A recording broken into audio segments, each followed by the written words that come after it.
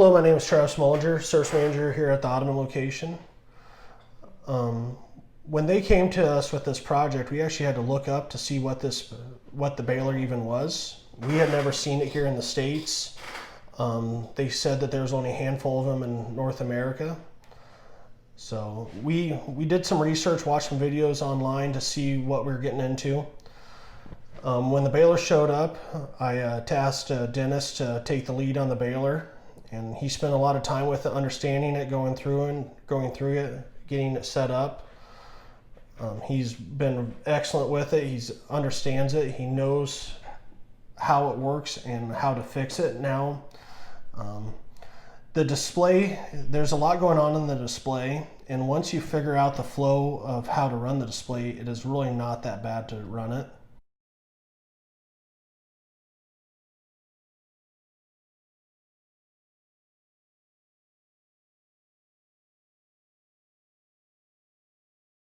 After first cutting, we did see that there's an issue with the bales wanting to tumble in our terrain.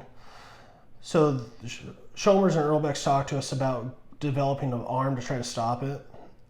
Had Kevin and Dennis take the lead on designing this. Took us about 2 or 3 days to get it figured out. It bolts on very quick. It's only held on by 4 bolts. We used a lot of John Deere parts in it so we can make them for other people. Then one other suggestion that the factory had for us was to add the rubber mat, so when it rolled off the ramp, the edge was actually protected from the stubble to not have the punctures as much.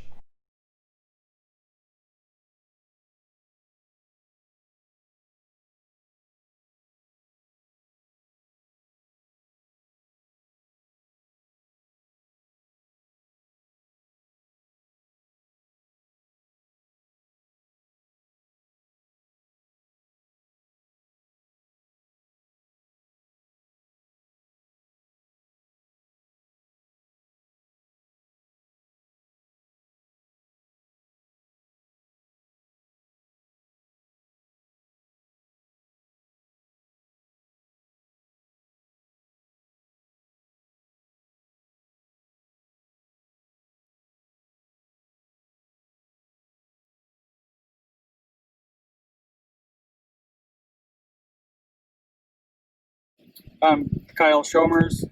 This is my father, Don. We farm 2,500 acres, corn and soybeans, and we started getting into organic corn and alfalfa. And we are trying to figure out a way to make farming a little more profitable than it has been.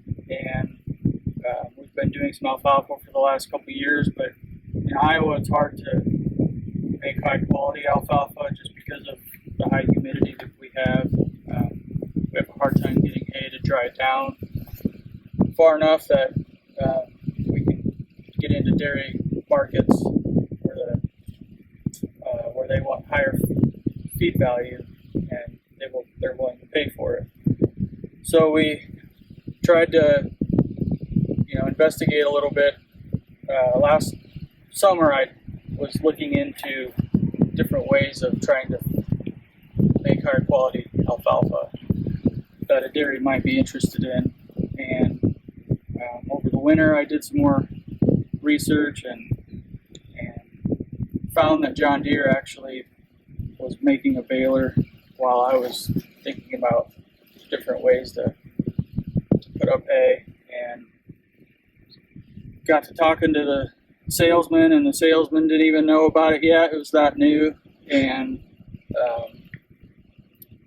one thing led to another, and we found a couple in North America.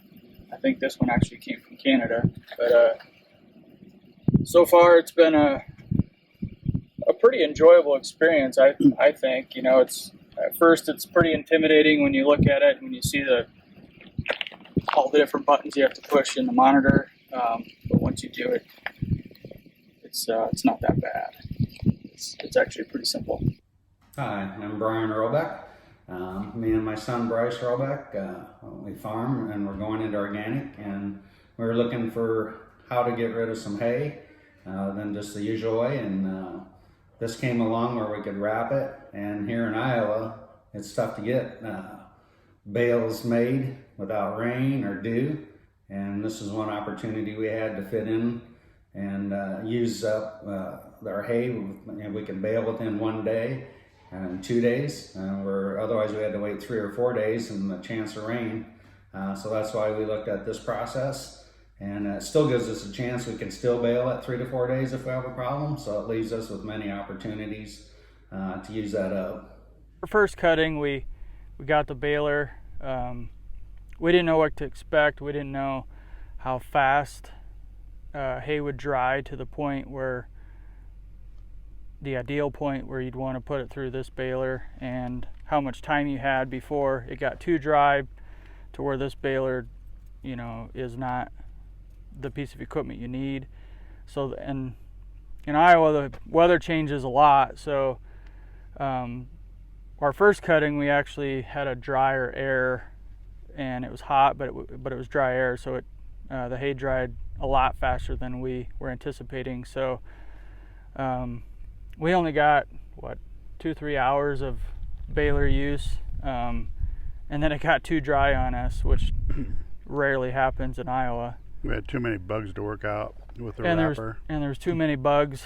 Being this new, it usually you got to get those bugs worked out. But then the second cutting, it seemed like all those bugs got worked out really fast, and we had more humid air, so we had a little bit bigger window to get the hay up. First, looking at the baler, it's a little overwhelming. There's a lot to it. There's a lot of electronic and electrical to it. And the first day of using it, it is overwhelming. There's a lot of buttons, a lot of settings. It took us a couple days to get used to it. It's difficult. If you press the wrong button, you can have some problems. But once we got through the first couple days and then into the second cutting, it was more natural and more user-friendly. It is going to be harder just to throw anybody into it. They will need some time to use it and get used to the buttons and there. But once you got it set, you're pretty well able to go with it. It was easier. We did have to try different wraps on it. We finally got to a wrap that really worked really good. It doesn't make a difference on the baler. And we've done some other different settings and trying different cuttings with the knives in and out. And now I think we got a process down, and then hopefully we can go from there. As far as the technology on the baler, it's actually pretty amazing, and it's really simple once you get a little familiar with it. The monitor pretty much does everything for you. You just have to drive and feed it, so you don't make an uneven bale. But the monitor, as long as you have all the right buttons pushed, which that's part of the getting used to it, it puts the net wrap on and kicks it out when it needs to, and tells you when to go, tells you when to stop. It's once you get used to it, it's pretty foolproof. We did have some trouble with the first film wrap that we used. It wanted to tear really easy, and so we were having to get out, after every bale or every other bale to retie the wrap, which that was frustrating, but it was also our first time, so you're going to run into stuff like that. But we did find that the Supergrass wrap is a lot stronger. It was only a few dollars more per roll, so for not having to get out every time, that was worth it. Okay, with the baler, we had to do some additions onto the baler. The first time we had a problem when we dumped the bale out. It would tumble on us and roll. Not all of them, but part of them, and then we could get tears. And then when they tumble through the stubble, you can get little holes in them. We ended up changing to a mat that they roll onto, and then Dennis and Travis added a arm to the back that actually kind of slowed that top of it down. It kind of held it up so that when it come out and tumbled, that it had something to go up against instead of just tumbling freely. and that made a huge difference. We had very few after that tumbled. Most of them just came off and set, and you want them to set on the bottom because they're thicker. You don't want them on the sides where they're thinner, rolling around, so that helped a lot. And then, working with Horizon with Travis and Dennis, we were having a problem with the bales tipping over when it kicked them out, so they built this arm to prevent them from tipping over. So, as new as this baler is, I'm sure it's not all the bugs are worked out until it gets into, farmers' hands and actually have some real experience with it. It still can tip one over once in a while if you're on a big side hill, but it was tipping almost every bale over, and now it's maybe 2% or 3% of the bales is all it's going over now. Nice things about this baler is it has 2 sets of knife banks, so you can, if you want to cut it into 6 to 8 inch pieces, you can, or if you want to get down to 3 inch pieces, you can. The nice part about that is the end user that's going to feed it isn't going to have to tub grind it before he mixes it. So that will save them money. When we put up dry hay before this, 120 to 130 relative feed value is about all we could get, and usually that's because we can't rake it until it's bone dry on top, and when you rake it that dry, you lose the leaves, and that's where the protein and the feed value is. So, and a lot of the leaves fall off when you bale it just because it's dry, where this stuff's still 50-60% moisture and all the leaves hang on. So our goal, is to produce alfalfa where we can get relative feed value numbers in the 200s. And so, timing of your cutting, cutting before it starts to bloom, all goes into your feed value number. But it's supposed to sit and fermentate before it finishes fermentation 40 to 45 days from what we're told. So we'll be sending samples up to Dairyland Labs to get analyzed here shortly on our first cutting. And I feel like our second cutting was better, and hopefully we're even better on third cutting. Down the road, I guess what we're looking at is hopefully have our feed value up high enough to make it a valuable commodity. We are working with a dairy, and we want to get our relative feed value at least 160. So we're working at that, making sure what moisture we need to bale at, and what conditions. So looking ahead in the future, that's where our goal is to get that where we want it. The baler, it worked real well the second time after we got some of the bugs out, and the wrap worked real well. We're looking at using this more in the future. It was easy. I mean, once you got onto it, so now you don't have to take the bale and take it somewhere and wrap it and then have somebody sit there. Now it just takes me and the baler and then another guy loading and hauling. So really your workforce is cut down, and that's what we like. And then once we got everything set, the bales we just got them tested. We're going to see what ours comes back at yet. But in the future, I think it'll be something that we will be happy with.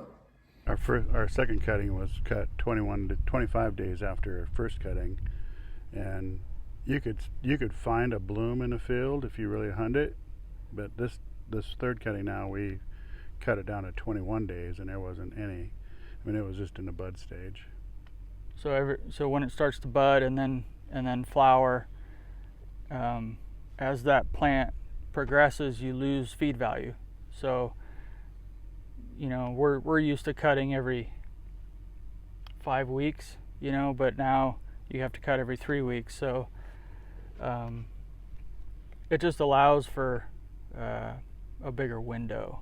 A couple things on the buttons. There's one, like if you're safety, there's safety gates in the back.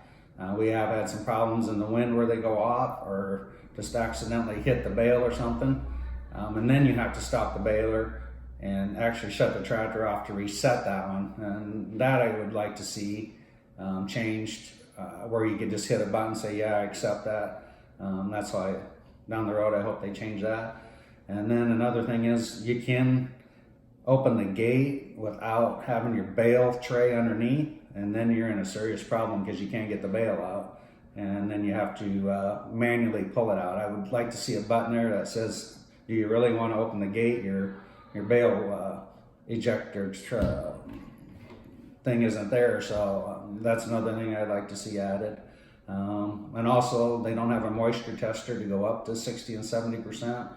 And then it can change, depending on the wind and humidity on that day, it can change within a few hours. So that would be nice as you're going through the field to see if you need to stop and either bale it regular the next day, or you can wait for moisture overnight and start baling again.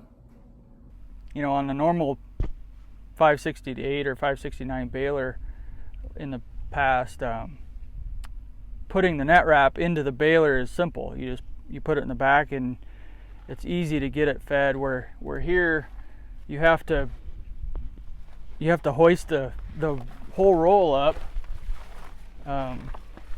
above the PTO and the jack and all that, and then you have to wind it through.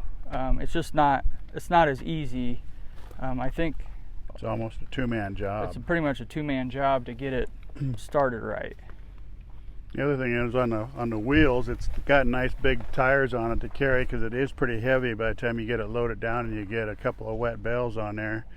But the tires don't oscillate, and so you got to make big wide turns. And so if you want to work from one end of the field to the other, you really can't turn that short, because the tires will just tear up your alfalfa. If they would just swivel a little bit, that would be a big improvement. So far, we've been happy with the baler, and our Horizon and Travis have been great to work with,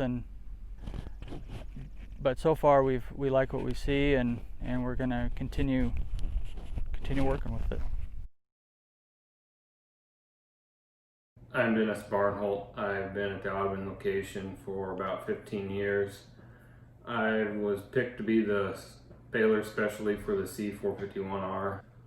When we first got this baler in, I kind of looked it over and thought to myself, man, this looked like it could be a real disaster. But we took some classes and talked to some representatives from John Deere, and they kind of gave us some pointers, and it was just trial by error after that. The first day of baling was a little bit of a learning curve. We didn't really know the correct moisture for the hay, because there is some issues when it gets to be too wet. After we got into the second and third days, the hay got drier and everything. It started working fairly good, and there were still a few little bugs that we had to work out with the wrapping part, but we were able to work through them and got everything dialed in really good. And second cutting now here got done, and everybody's real happy with how it turned out.